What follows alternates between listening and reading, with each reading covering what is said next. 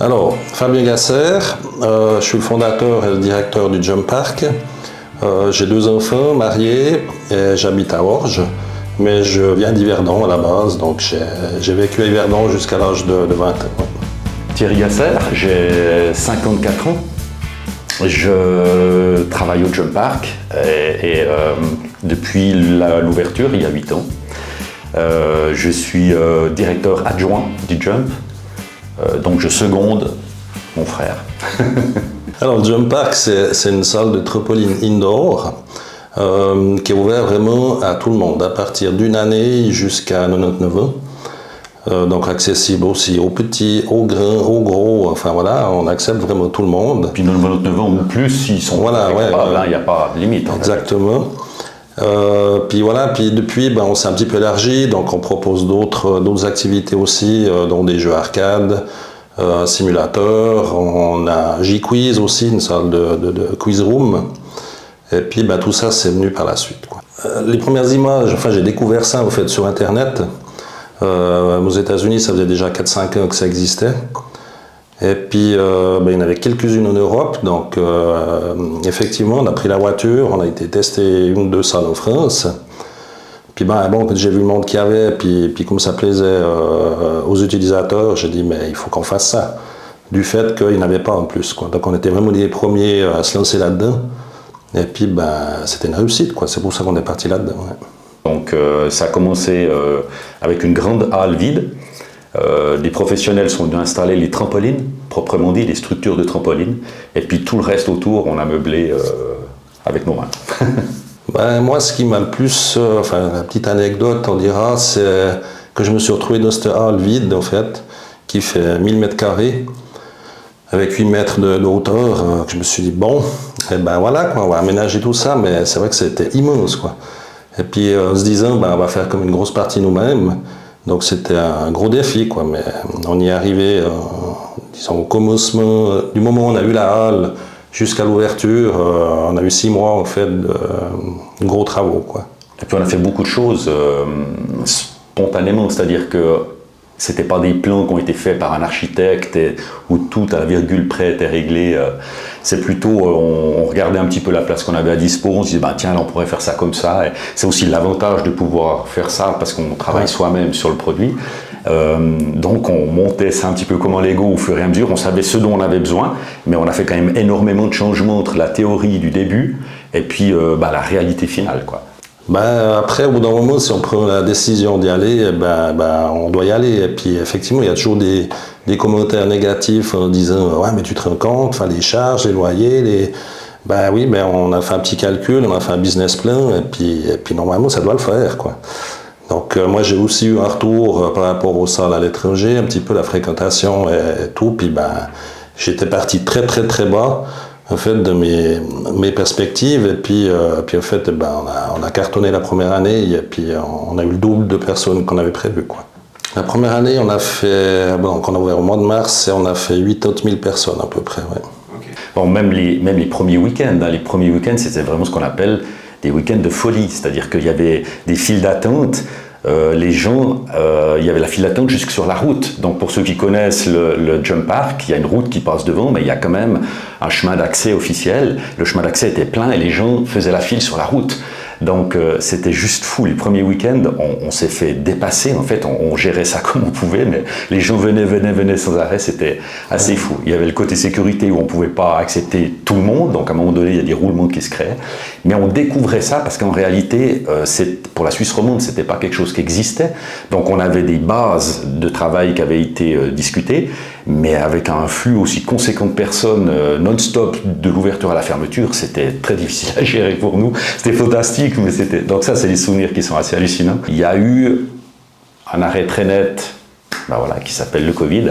Donc là, à partir de là, c'était pour nous très compliqué, puisqu'on est les premiers à fermer, les derniers à ouvrir.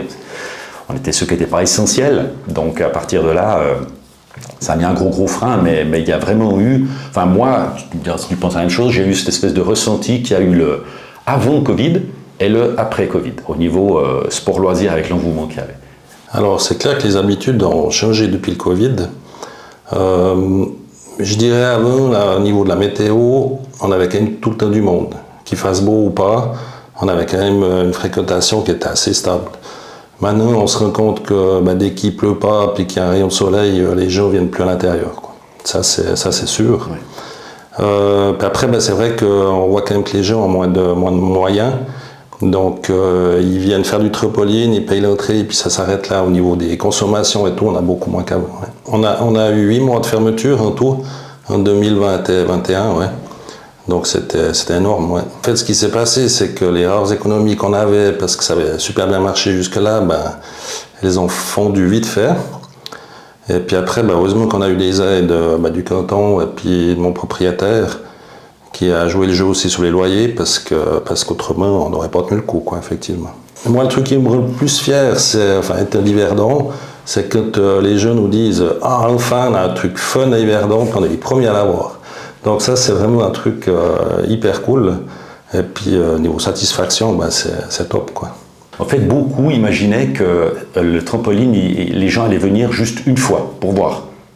Et en réalité, ce qui se passe, c'est que les gens viennent c'est un sport à part entière, ou une discipline, ou un loisir, ça dépend comment on le travaille.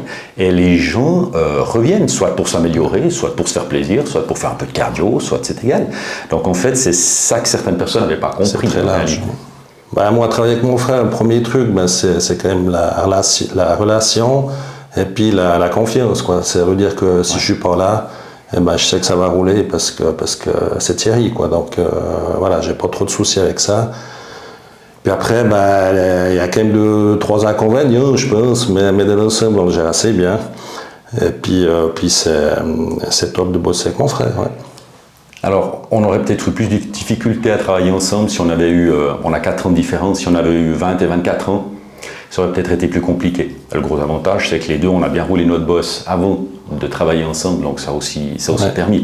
Mais c'est bien clair que les échanges qu'on a, cette confiance l'un envers l'autre, et puis on peut compter l'un sur l'autre. C'est toujours difficile aujourd'hui de pouvoir vraiment compter sur les personnes, donc on s'est rendu compte qu'entre nous, ça le fait, quoi. Donc à partir de là, on avance déjà au moins à 2 et à plus, parce qu'on a la chance d'avoir une bonne équipe avec nous, jeunes et moins jeunes, qui sont dispo.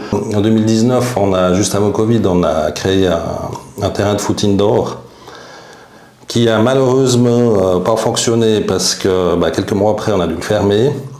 Et puis alors ça n'a jamais redémarré, quoi. Donc voilà, après 2 ans, on a dû prendre une décision de savoir ce qu'on faisait avec cette surface. Et puis c'est là qu'on a passé au quiz, donc on a été essayé, ça nous a vraiment plu. Puis ça a démarré comme ça, puis en 8 mois, c'était fait, quoi. Donc, et puis on ne regrette pas, parce que ça compense un petit peu la diminution qu'on a au niveau du jump park, et puis le quiz qui revient plus, donc c'est top, ouais. Quand on a découvert le quiz, on a trouvé que c'était très intéressant parce que ce principe de J-Quiz amenait quelque chose de plus qu'un quiz traditionnel, comme on peut faire à la maison. Aujourd'hui, beaucoup de gens le font même chez eux. C'est que vous avez vraiment une interaction avec le personnage. Il y a un personnage interactif sur un énorme écran et c'est lui qui va aussi guider votre partie. Donc en fait, quand on a 6 pupitres en arc de cercle et chaque personne, à partir de 3 personnes, on peut venir jouer, hein, donc c'est pas forcément tout un groupe. Alors bien sûr, on peut être jusqu'à 12, hein, donc 2 par pupitre, alors ça fait du monde. Mais il y a une dynamique qui est donnée dans la partie grâce à Quizy. Donc le personnage, c'est un petit peu comme le Big Deal avec la gaffe, je ne sais pas si vous vous souvenez à l'époque, mais c'est un petit peu ce principe-là. Donc ça veut dire qu'il va dynamiser la partie et il va expliquer au fur et à mesure de chaque manche qu'est-ce qu'on doit faire. Donc en réalité, c'est très récréatif. Et franchement, quand on voit les gens sortir, ils passent un bon moment. Donc ça, c'était une évolution par rapport au Jump Park. Avec les mètres carrés qu'on avait à disposition, on a entre autres créé le J-Quiz. Alors on va mettre en place la piscine d'Irplein. En fait, on a été contacté par la commune en 2022. Donc ils étaient déjà sur le projet de rénover la piscine parce qu'au niveau des installations, il n'y a plus rien qui est aux normes en fait. Autant les vestiaires que la technique. Et puis l'idée c'était vraiment de refaire totalité la technique et de pouvoir créer un restaurant parce qu'actuellement il n'y en a pas. Il y a une buvette. Et puis de pouvoir mettre en annexe au fait des activités de loisirs. En fait, ce qui est intéressant avec le site de la piscine, c'est que la commune de Sainte-Croix-Bullet a énormément de chance parce qu'il y a les 2 bassins, pour ceux qui ont déjà été, ben, ils connaissent, mais tout autour, il y a un grand périmètre qui fait partie intégrante de la piscine, donc qui permet de construire certaines choses qu'on ne pourrait pas forcément faire si c'était de la zone forêt, par exemple, on va dire. Et alors, il y a des parties qui sont en pente, mais il y a des parties qui sont aussi plates. Et nous, quand les communes se sont approchées de nous, ils nous ont un petit peu demandé ce qu'on pourrait proposer comme activité. C'est là que forcément tout s'est mis en route. On a réfléchi à toutes ces options et on leur a proposé des concepts, alors qui étaient assez proches déjà à la première discussion de la réalisation finale, mais bien sûr avec des mises au point, mais disons, on leur a proposé essentiellement 3 choses qui étaient bien distinctes. Donc les bassins vont rester exactement les mêmes, mais par contre, ils voulaient du loisir de façon à ce qu'on apporte un petit plus à l'aspect piscine avec le toboggan. Donc à partir de là, on leur a proposé de monter une grande tour hexagonale dans laquelle on aurait... Alors, on pourrait, pour que les gens comprennent bien, on pourrait dire que c'est comme de l'acro-parcours, de l'acro-branche, pardon, entre les arbres, mais on ne touche pas aux arbres. Donc en fait, si on ne voulait pas toucher aux arbres, il fallait concevoir une structure, une tour qui permette d'intégrer ces éléments. Et la 3e activité, ce sera une double piste de bouée. Donc on revient un petit peu à ce qu'on connaît déjà avec le marché de Noël et au casino là pour l'été, mais c'est une double piste de bouée qui sera, ce ne sera pas provisoire, ce sera quelque chose de définitif qui utilise le terrain actuel et on en aura 2 parce que c'est en fonction des âges. On veut aussi des choses pour les petits, donc à partir de 4 ans. Ouais. 4 ans, il y aura la zone pour les petits où ça descend, mais en bas vous avez un virage à 180 degrés qui les fera remonter, il s'arrête gentiment en remontant. Donc ça c'est pour les tout jeunes. Et pour les plus grands, avec un casque obligatoire, donc ça donne déjà un petit peu l'impulsion, vous allez vraiment prendre de l'élan, il y aura vraiment une rampe, un saut, et on atterrira sur un airbag. Donc ça, ce sera plus sport. Et la grosse spécificité de ces complexes, c'est qu'en fait, c'est ce qu'on appelle du 4 saisons. Donc ça veut dire que la piste de bouée, même s'il neige, elle sera utilisable. Ça va être un super truc. Le truc bien aussi, enfin, c'était une volonté de la commune, c'était qu'on gère l'entier du site. Donc autant le restaurant, la piscine et les activités de loisirs. Et puis ça, ben voilà, on a regardé un petit peu quoi comment, et puis je pense que c'est un gros plus pour nous aussi. Au niveau gestion, ça sera beaucoup plus simple à gérer s'il n'y a que nous sur le site, quoi, ouais.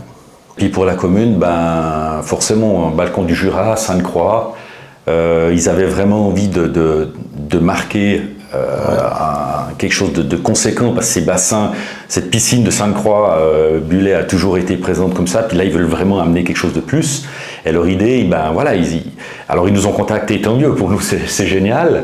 Et puis de notre côté, on s'est dit, il faut vraiment qu'on arrive à trouver quelque chose qui va les marquer, où ils vont dire, ouais, c'est exactement ça qu'on veut. Et voilà, donc c'est pour ça qu'on a aussi fait de notre côté pas mal de jobs pour arriver à ce concept-là. Quel que soit leur parti politique, qu'ils soient de gauche, du centre ou de droite, tout le monde tirait à la même corde. Donc vraiment, on a pu avoir des discussions constructives pour vraiment aller dans le sens de Sainte-Croix-Bullet ont envie que... Et puis ça avance chaque fois qu'on... Et ça avance. C'est pas pendant 6 mois, il ne se passe rien. Alors, la DNV est aussi pour quelque chose. Hein. Je veux dire, Laurent est absolument incroyable. Mais il y a toute cette démarche où vraiment tous les acteurs essayent de faire un max pour que ça bouge dans le bon sens. Ils nous disent beaucoup, les jeux qui viennent, on aime bien venir chez vous parce que c'est familial en fait. Il n'y a pas ce côté business à fond, quoi. Donc, ouais, on va pas réfléchir, quand on discute, on réfléchit pas rentabilité pure, business et tout. Alors on n'est pas une fondation, bien sûr, on doit gagner notre vie comme toute entreprise, mais on va plutôt se dire, ok, alors quand on accueille, est-ce que les parents, les enfants, pour s'amuser, c'est peut-être un peu short, on va faire un truc plus grand, ou on va peut-être faire comme ça. Donc on s'investit vraiment là-dedans pour qu'il y ait un tout. C'est pas juste, voilà, pas juste business, exactement. Ouais. Et du coup, on aimerait bien rester un petit peu dans notre région, mais vraiment pouvoir la développer. Il y a un potentiel énorme et c'est ça qui nous intéresse. On n'a pas envie d'aller dans le canton de Soleure pour dire n'importe quoi, pour faire quelque chose. C'est vraiment pas l'idée. Donc on se rend compte qu'il y a un potentiel énorme ici. Et si tout le monde fait de son mieux et va dans le bon sens, il n'y a aucune raison pour que ça puisse pas se faire, quoi. Donc J'espère qu'on va continuer comme ça, puis qu'on devienne des acteurs, enfin, on dira des leaders reconnus au niveau du loisir, en tout cas dans le Nord-Vaudois. Et puis, moi, il y a un truc qui me tiendrait à cœur, ce serait quand même pouvoir faire une activité de loisir aquatique sur Yverdon, parce que je pense qu'il y a tout pour bien faire. Et puis, il faut que ce soit au rive du lac ou à la plage, je pense qu'on pourrait faire un joli projet, puis voilà, ça sera le futur. Alors voilà, c'était les frères Gasser, Fabien et Thierry. On vous a exposé un petit peu notre vision du loisir ici dans le Nord-Vaudois, pour le passé, présent et futur.